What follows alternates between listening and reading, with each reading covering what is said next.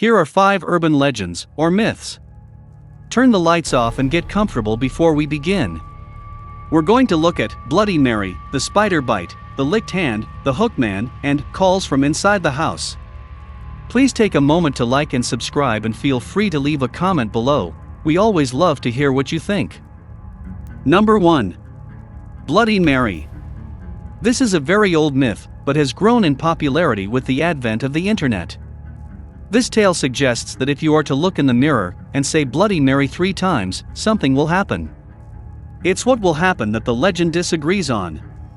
In the earliest versions, an unmarried woman would see the face of her future husband in the glass, or a skull if she were destined to die before she married.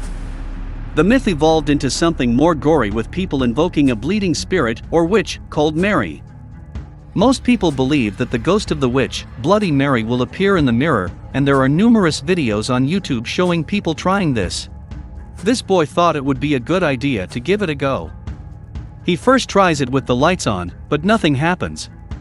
He then switches the lights off and tries again, which he instantly regrets. He panics and switches the lights off and on again, and the figure disappears. Real or fake? Let us know what you think.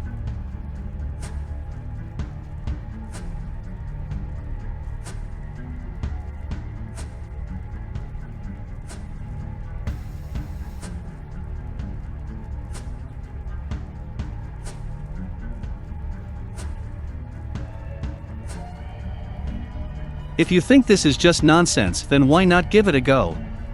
Turn the lights off, look into a mirror for a couple of minutes before calling Bloody Mary 3 times. Are you brave enough? Number 2. Spiders bite. This is probably one of the urban myths that is most believed. This one tells the tale of a young person, often a traveler to a far-flung exotic location, who is bitten by a spider. On returning home, the bite gets bigger and redder by the day until the victim experiences a hatching, whereby parasitic baby spiders burst out from under their skin. Number 3. The licked hand. A woman is home alone with only her dog for company. Listening to the news, she hears of a killer on the loose in her neighborhood. Terrified, she locks all the doors and windows, but she forgets about the basement window, and it is left unlocked. She goes to bed, taking her dog to her room with her, and letting it sleep under her bed. She wakes in the night to hear a dripping sound coming from the bathroom. The dripping noise frightens her, but she is too scared to get out of bed and find out what it is. To reassure herself, she reaches a hand toward the floor for the dog, and is rewarded by a reassuring lick on her hand. The next morning when she wakes, she goes to the bathroom for a drink of water, only to find her dead dog, mutilated and hanging in the shower with his blood slowly dripping onto the tiles. On the shower wall, written in the dog's blood, are the words, "Humans lick too." Number 4. The Hookman. This tale is about a young couple out for a drive.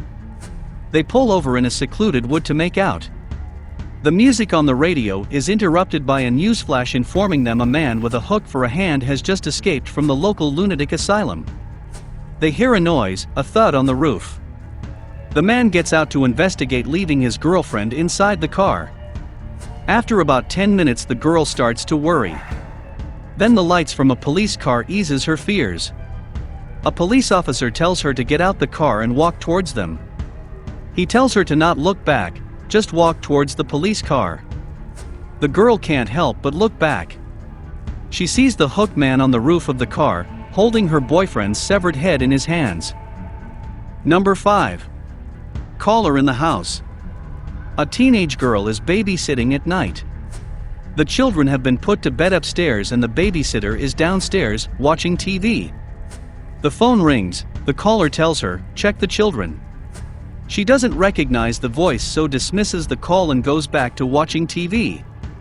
The anonymous caller dials back several times.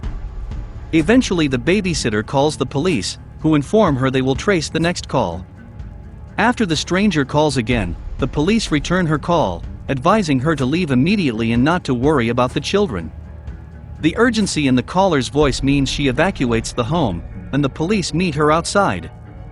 They explain that the calls were coming from inside the house, and the unidentified prowler was calling her after killing the children upstairs. Thanks for watching and hopefully see you next time.